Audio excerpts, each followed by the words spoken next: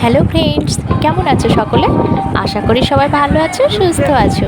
রাজু অনিমা পরিবারের আরও একটা নতুন ভিডিওতে সকলকে জানাই স্বাগত।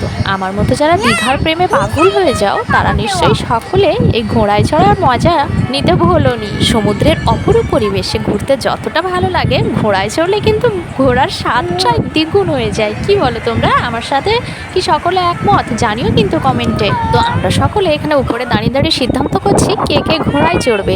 আর আমাদের পুচিগুলো তো ব্যস্ত হয়ে পড়েছে কে আগে যাবে সেই সিদ্ধান্ত করার জন্য। তো দারুণ লাগছে সমুদ্রের এই অপরূপ পরিবেশ। আর এদিকে দেখো না, বিভিন্ন কথা বলার মাঝখানেই ছোট্ট পুচকিটা তো একা একাই চলেছে, সে আগে ঘোড়ায় চড়বে বলে। তাকে তো আর আটকে রাখাই যায় না।